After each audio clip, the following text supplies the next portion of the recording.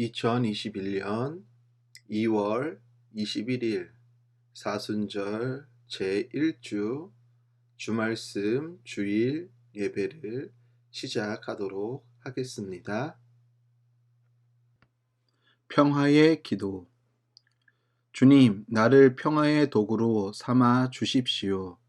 미움이 있는 곳에 사랑을, 상처가 있는 곳에 용서를, 불화가 있는 곳에 일치를, 의심이 있는 곳에 믿음을, 오류가 있는 곳에 진리를, 절망이 있는 곳에 희망을, 슬픔이 있는 곳에 기쁨을, 어둠이 있는 곳에 광명을 심게 하소서.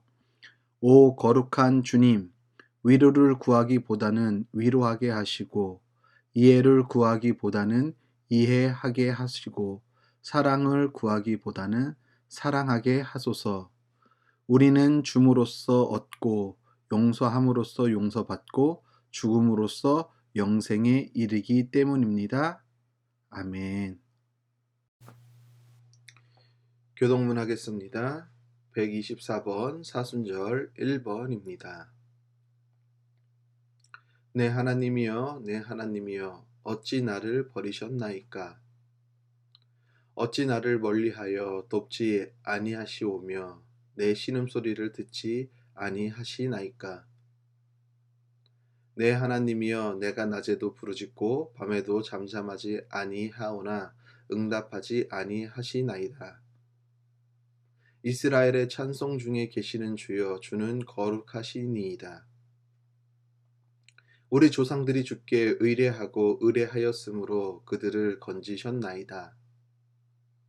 그들이 주께 부르짖어 구원을 얻고 주께 의뢰하여 수치를 당하지 아니하였나이다.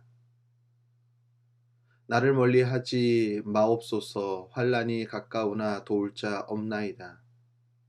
악한 무리가 나를 둘러 내 수족을 찔렀나이다.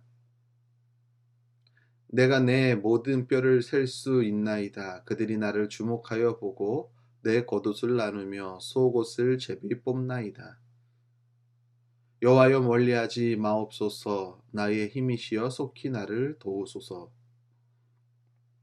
나를 사자의 입에서 구하소서. 주께서 내게 응답하시고 들소의 뿔에서 구원하셨나이다. 내가 주의 이름을 형제에게 선포하고 회중 가운데에서 주를 찬송하리이다. 여호와를 두려워하는 너희여, 그를 찬송할지어다.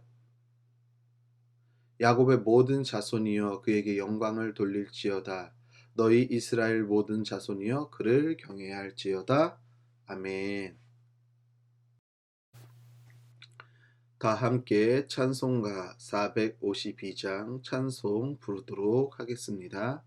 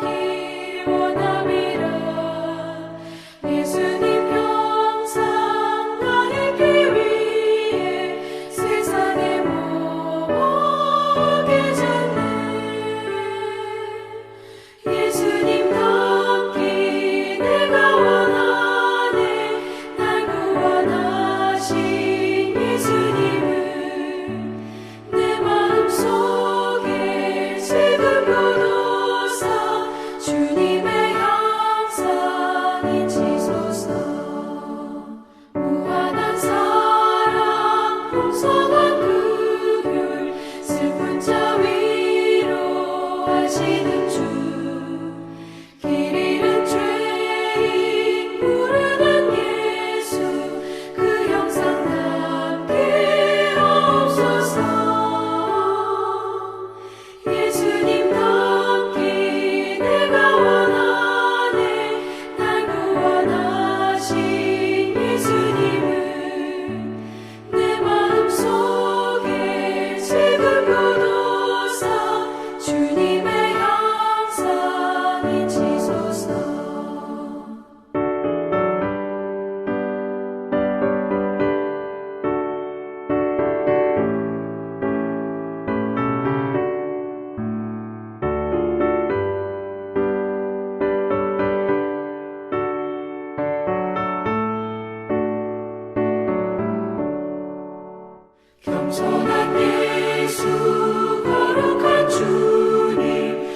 주의 멸시 참으시사 우리를 위해 고난을 받은 구주를 닮게 하옵소서.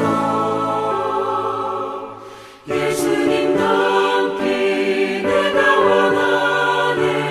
날 구원하신 예수님을 내 마음속에 지금도 두사 주님의 영상 잊히소서.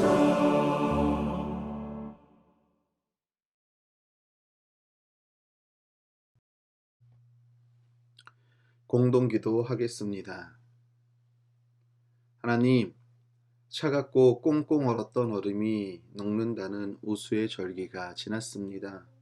겨우내 우리의 삶과 마음도 예기치 못한 바이러스와 싸우며 차갑게 얼었던 우리의 삶과 마음이 주님의 말씀과 주님의 은총으로 녹길 원합니다.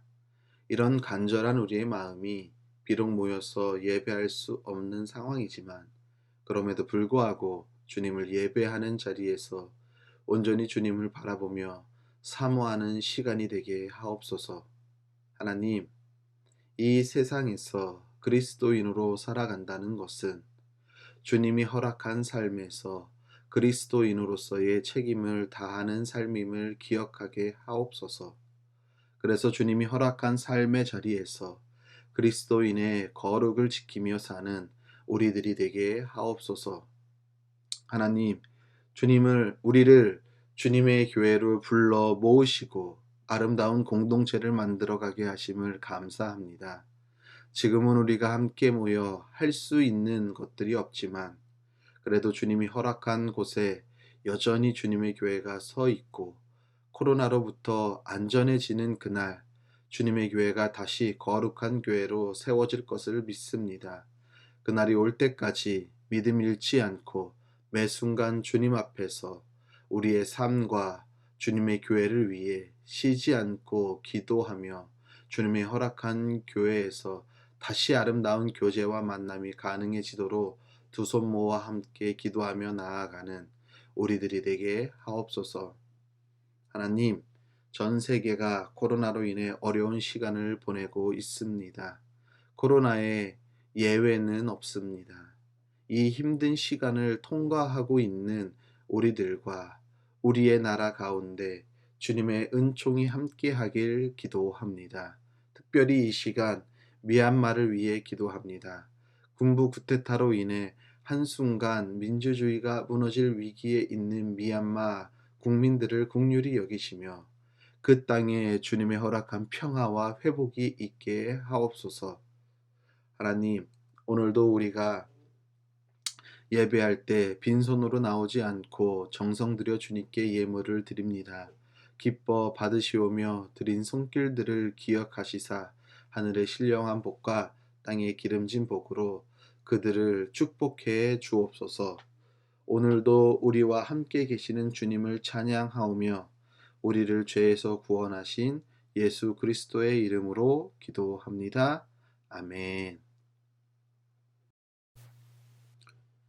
주말씀 소식 알려드리겠습니다.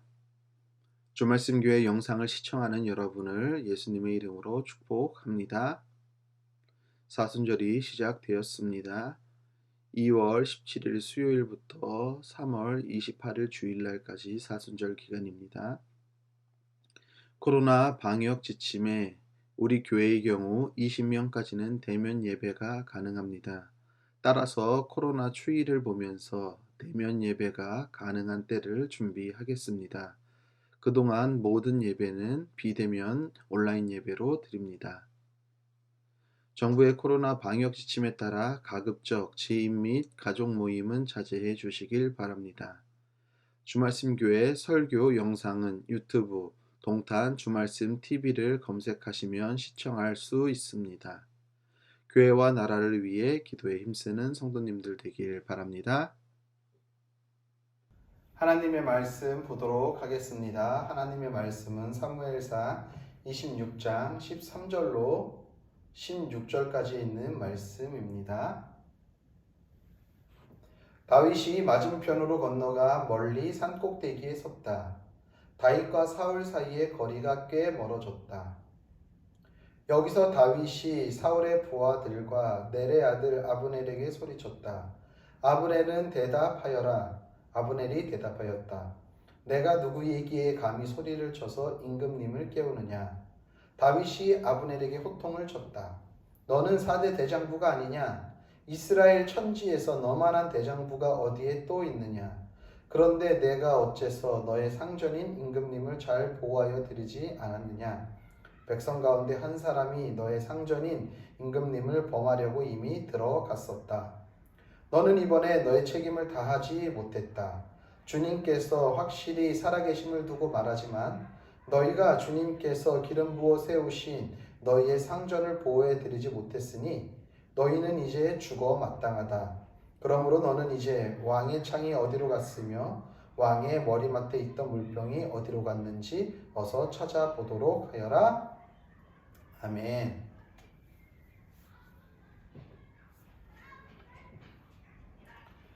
하나님 우리 아버지와 주 예수 그리스도께서 내려주시는 은혜와 평화가 여러분에게 있길 빕니다. 미국의 심리학자 에이브레임 매슬로우라는 심리학자의 심리 이론 중에 인간의 욕구 5단계 이론이라는 것이 있습니다. 이것은 우리가 쉽게 이해하려면 피라미드를 생각해 보면 되겠습니다. 피라미드가 이런 모양으로 되어 있을 때 제일 밑에부터 1단계, 2단계, 3단계, 4단계, 5단계 이렇게 나눠지고 1단계에는 인간에게 있어서 가장 기본적인 생리적인 욕구를 충족하는, 그리고 2단계에는 안전에 대한 욕구, 우리가 안전하게 살려고 하는 그 욕구들이 있다라고 이야기를 합니다. 매슬로우는 3단계에는 애정과 소유의 욕구가 있고요, 4단계에는요 존중받고 싶어하는 욕구가 있다라고 합니다. 그리고 맨 상위층에 있는 것은 자아 실현의 욕구가 있다라는 것이죠. 그런데 재미난 것은요, 매슬로우는요 이 욕구들을 사람들이 삶을 살아가면서 충족시키고자 하는 이런 욕구들이 있는데 제일 밑에 생활에 필요한 이 생리적인 욕구, 1단계의 생리적인 욕구를 충족한 후에 나머지 2단계, 3단계, 4단계, 5단계의 욕구를 추구한다라는 것이죠. 1단계의 욕구가 충족되지 않고서 그 상위에 있는 욕구들을, 다음 단계의 욕구들을 추구하지 않는다라는 겁니다. 그 말은 이렇게 이해할 수도 있을 겁니다. 그만큼 1차적인 1단계에 있는 생리적인 욕구가 사람에게 있어서 얼마나 강력한지를, 사람이 얼마나 그것을 강하게 찾는지를 대변하는 말이 될 수도 있겠다라는 생각을 하게 됩니다. 대리만족이라는 그런 단어가 있습니다. 용어가 있죠. 원래는요, 이 용어는요, 대상 행동이라는 거죠. 누군가가 대신해서 다른 사람이, 대신하는 사람이 행동해 주는 것을 통해 가지고 내가 만족을 느낀다라는 거예요. 그래서 우리가 TV나 유튜브 같은 데에 많은 구독자를 가지고 있는 사람들이 먹방하는 사람들, 그리고 먹는 프로그램들, 어떤 음식점이 맛있더라 하면 거기 가서 막 맛있게 먹는 이런 모습들을 통해 가지고 우리가 대리 만족을 느끼는 거죠. 어떤 사람은 정말 이렇게 먹기 힘든데 그런 걸 먹는 것을 통해 가지고 자신이 만족감을 느끼는 사람도 있을 거고요. 맛있게 먹는 모습을, 혹은 또 막 많이 먹는 모습을 통해서 희열을 느끼고 스트레스가 풀리는 사람도 있을 겁니다. 그렇기 때문에 이 먹방이라는 것에 대해 많은 관심과 많은 호응을 유도한다라는 것이죠. 먹는 욕구가 인간에게 있어서는 아주 생리적인 욕구입니다. 그런데 여기에 더 하나 또 생리적인 욕구는 뭘까요? 우리가 물을 마시는 거, 물을 못 먹게 되면은 이 갈증에 대한, 이 갈증을 해소하고자 하는 욕구도 엄청 강한 욕구예요. 또한 강한 욕구 중에 하나가 무엇이 있냐면은 바로 잠이라는 것입니다. 수면에 대한 욕구죠. 그래서 현대인들에게 있어서는요, 잠이 아주 중요한 화두, 주제로 떠올랐어요. 많은, 그래서 의학계에 있는 전문가들이 이 잠에 대해서 많이 연구하고요, 어떻게 하면은 더 깊은 잠을, 더 숙면을 취할 수 있을지에 대해서 많은 연구와 노력을 기하는 것도 거기에 다 의미가 있는 것이죠. 잠을 잘 자야지 육체의 피로도 풀리고 정신적인 피로도 풀리기 때문인 거예요. 그런데 재미난 것은요, 이 잠에 대해서, 이 수면에 대해서 우리에게 이렇게 중요한 욕구가 성경에서도 이 잠에 대한 이야기들이 있는데, 성경에서의 이 잠에 대한 이야기는 단순히 우리가 육체적인 피로를 풀고 정신적인 피로를 푸는 것에 멈추지 않고 더 한 발짝 들어가서 잠에 대한 것은 영적인 문제와 아주 밀접한 관계가 있다라고 성경에서는 이야기합니다. 오늘 우리가 함께 읽은 사무엘상 26장에 있는 말씀을 보면은요, 오늘 사울이 그의 군대 장관 아브넬을 데리고 3,000명의 군사를 데리고 10광야에 다윗이 있다라는 이야기를 듣고 그 다윗을 잡으러 갑니다. 군사령관이라고 한다면 오늘날로 말하면 국방부 장관인 거예요. 쉽게 말하면 이런 거예요. 우리나라 대통령이 지금 국방부 장관과 함께 우리 지역에 호시탐탐 노리는 그 적군들을 잘 방어하고 있는지 그 방어 태세를 사찰하러 간 거예요. 여기에서는 좀 내용이 다르지만 사울의 입장에서 자기의 적군이라고 생각하는 그 다윗이 나타났다라는 이야기를 듣고서 그것을 국방부 장관과 함께 그것을 토벌하러 간 거죠. 그런데 어떤 일이 벌어집니까? 다윗도 이 이야기를 들어요. 그래서 그의 충복인 아비새와 함께 10광야에 장막을 치고 있는 사울의 진영에 가게 되는 거예요. 상식적으로 한 나라의 임금이 어느 지역에 순찰을 나갔습니다. 우리나라도 조선시대에 임금들이 어느 지역을 나갈 때에 많은 군대들을 동원하고 갈 때에 그래서 노상에서 천막을 치고 막사를 치고 그곳에서 야영을 하게 될 때에 임금은 편하게 대할지 모르지만 거기에 제일 중요한 경호하는 사람은 호위무사는 어떻게 합니까? 밤새 왕의 신변을 지켜야 되는 거죠. 오늘 아브넬도 어떻게 해야 하느냐 하면은 사울은 피곤해서 다윗을 쫓는 게 피곤해서 잠을 잘 수 있죠. 그러면은 그의 군대 장관 아브넬은 어떻게 해야 합니까? 철저한 보안과 철저한 보초를 통해서 사울의 안위를 보장해야 하는 거예요. 그런데 어떤 일이 벌어지냐 하면 오늘 그들은 깊은 잠에 빠졌어요. 그래서 다윗과 아비새는 사울 진영에 들어가서 사울 진영을 다 훑고 나오고 사울 머리 위에 있던 물병과 창을 들고 나오는데도 그 누구 하나 눈치채지 못했다라는 것이죠. 성경은 기록하고 있어요. 사울과 그의 군대 장관 아브넬과 모든 진영에 있는 군인들은 깊은 잠에 빠졌다라고 이야기하고 있어요.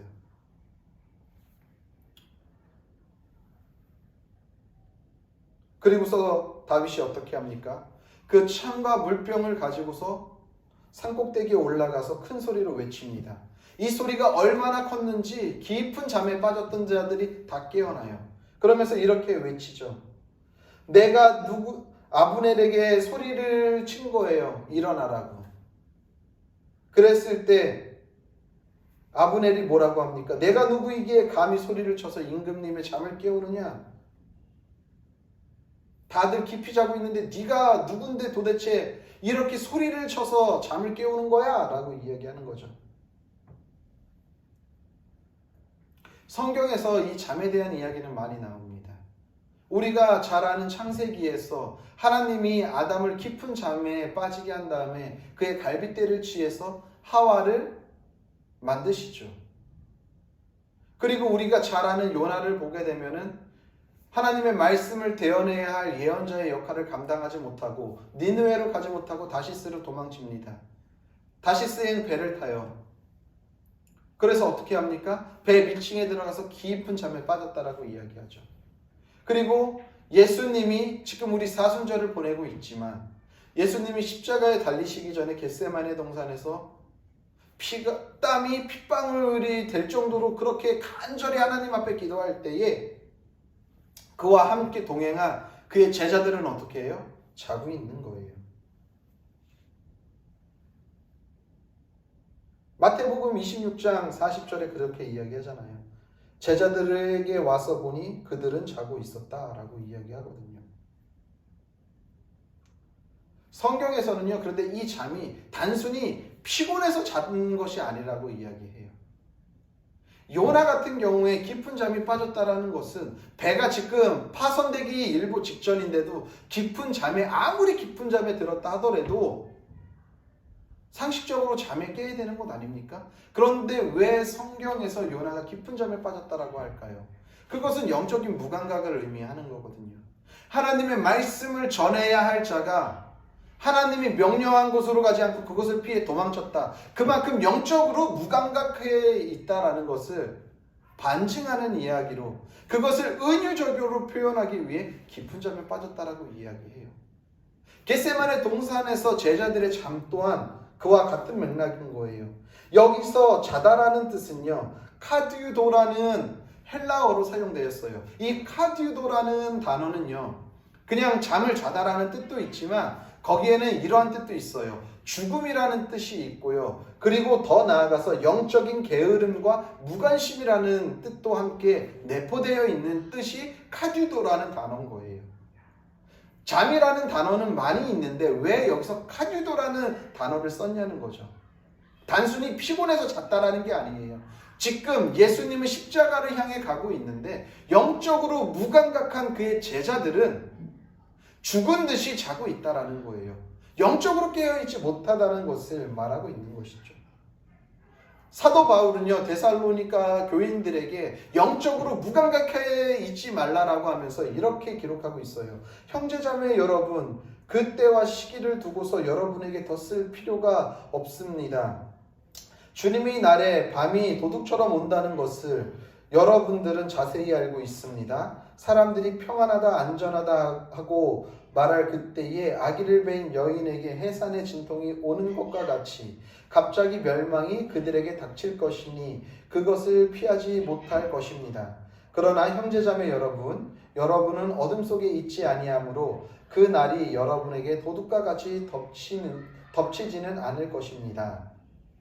여러분은 모두 빛의 자녀요 낯의 자녀입니다. 우리는 밤이나 어둠에 속한 사람이 아닙니다. 그러므로 우리는 다른 사람들처럼 잠자지 말고 깨어있으며 정신을 차립시다. 여기서 잠자지 말라는 게 그냥 어둡기 때문에, 밤이 됐기 때문에 잔다라는 뜻이 아니라 영적으로 무감각해져 있지 않다라는 거예요. 영적으로 무감각해 있지 않아야지만이 하나님이 오실 때에, 주님이 오실 때에 우리가 그분을 맞이하고 그분과 함께 천국 잔치에 들어갈 수 있음을 바울은 지금 데살로니가 성도들한테 이야기하는 것이죠. 마태복음의 기자는요, 어떻게 그때 당시의 사람들을 비유하냐면요, 세상 사람들을 노아의 시대처럼 아무렇지 않게 살아간다라고 이야기하잖아요. 홍수 이전 시대에 노아가 방주에 들어가는 날까지 사람들은 먹고 마시고 장가가고 시집가며 지냈다. 무슨 말이에요? 그때 당시에는 노아가 예언자였죠.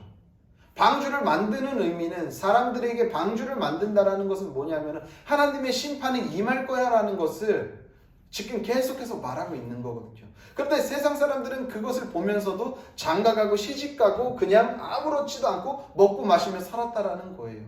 영적으로 무감각하게 살았다라는 것을 말하는 것이죠.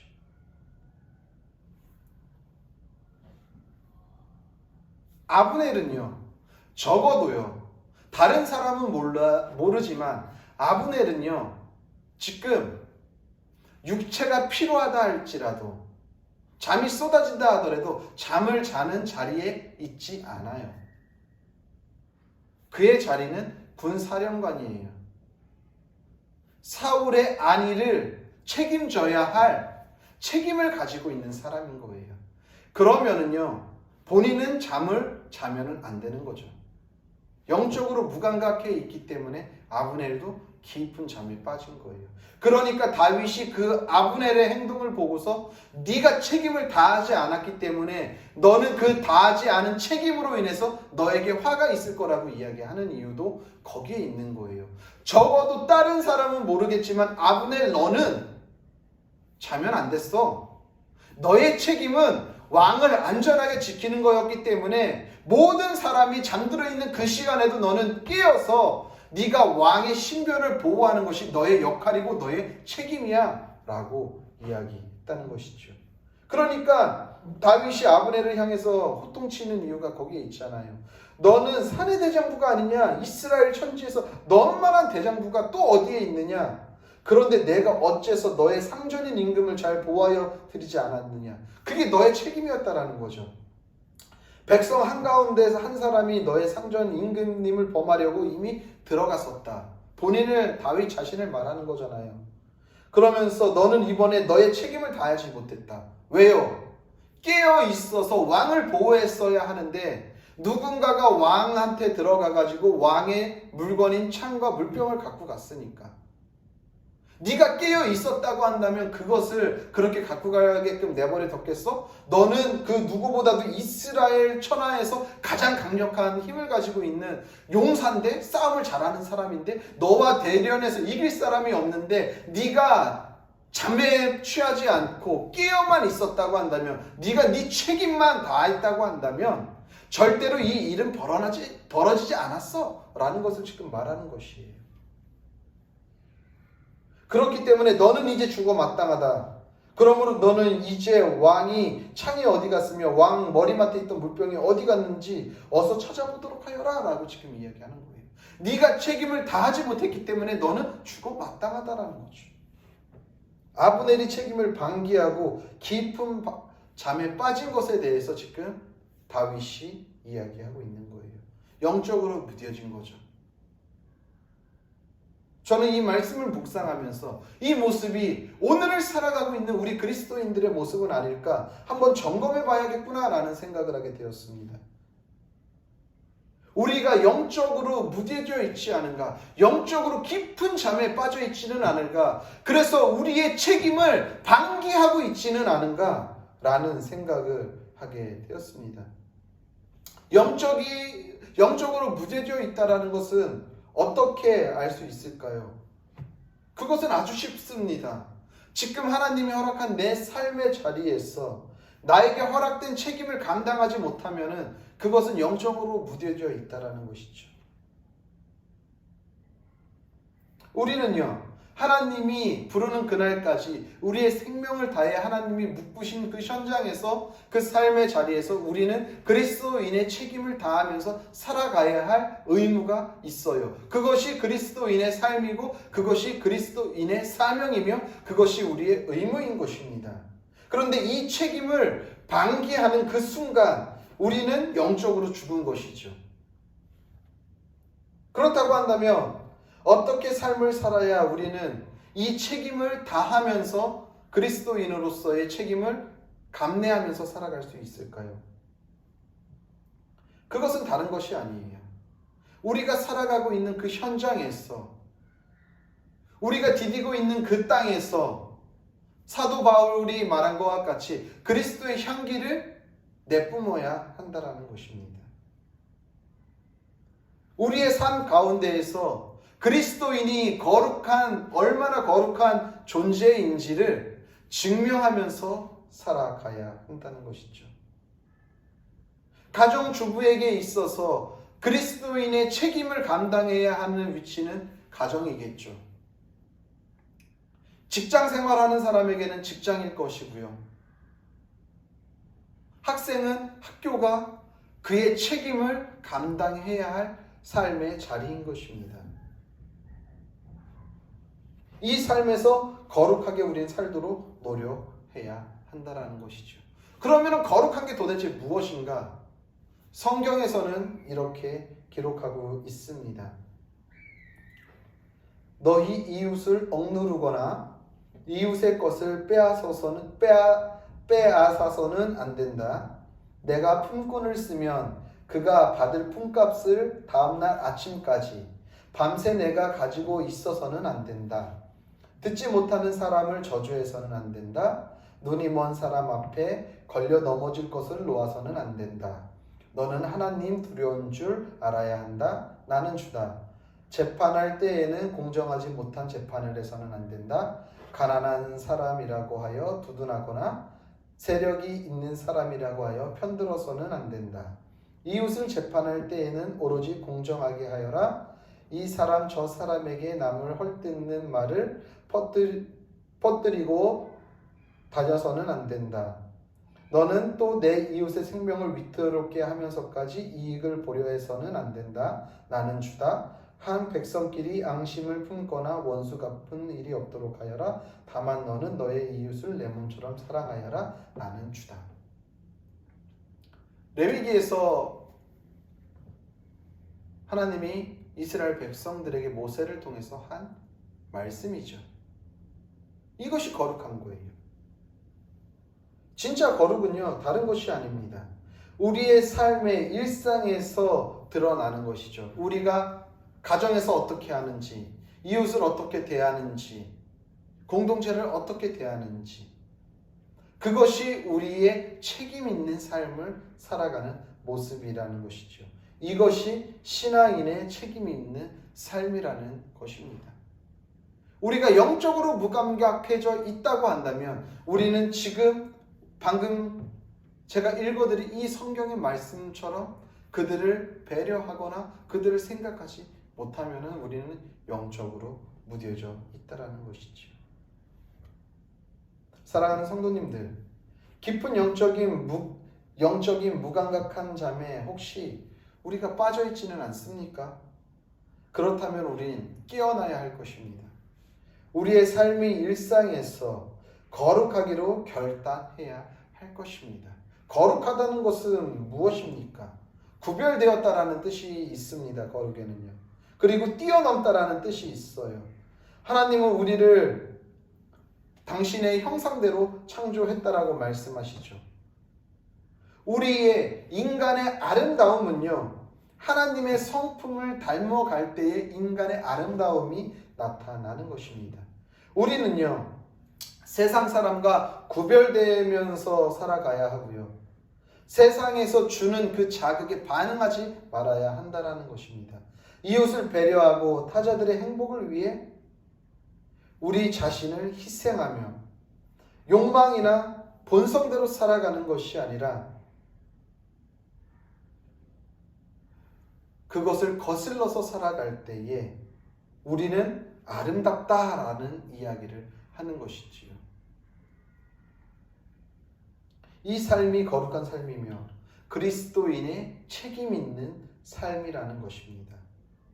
모호한 삶 앞에서라는 책에서 저자는 이렇게 이야기합니다.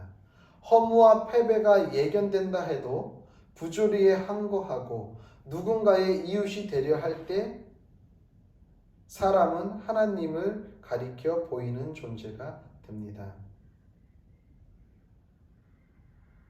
세상에서 어떻게 보면은 이 길로 가면은 실패한 길이야. 예견된 길이고 부조리하고 부패한 것에 반기를 들므로 인해서 내가 혹은 손해를 본다 할지라도, 그리고 우리 이웃이 그 이웃에게 이 어깨를 내어주고 그들을 위로하고 배려하려고 할 때에 그런 모습을 통해 하나님의 모습이 드러나 보인다라는 것이지요. 우리가 신앙생활을 하면서 신앙인으로서 그리스도인으로서 책임 있는 삶을 살기 위해서는요, 오늘도 하나님께서 우리에게 허락하신 그 삶의 자리에서 우리의 이웃과 가정과 공동체를 위해 배려하고 위로하고 넓은 품을 내어주면서 그들을 포용하고 포옹하고 안을 수 있어야 한다는 것입니다. 그 삶이 신앙인의 책임 있는 삶이라는 사실을 기억하시고 오늘도 영적인 잠에서 깨어나 신앙인의 책임을 다하는 우리 성도님들의 삶이 되시기를 예수님의 이름으로 간절히 축복합니다. 기도하겠습니다. 주님, 오늘도 아브넬이 영적인 깊은 무감각한 잠에 빠진 것과 같이 우리가 그 잠에 취해 있다고 한다면 어서 속히 그 잠에서 깨어나게 하시고 영적으로 민감하고 그래서 우리가 그리스도인으로서의 책임을 잘 감당해내는 우리들의 삶이 될 수 있도록 오늘도 주님 우리들의 삶을 인도하여 주옵소서.